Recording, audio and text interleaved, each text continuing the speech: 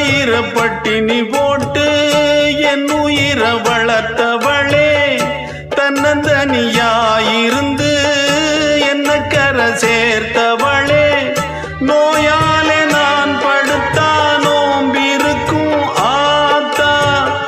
தீ மூண்டு தீர்ந்திடுமானம் கணக்கு ஆத்தா, பெத்தவள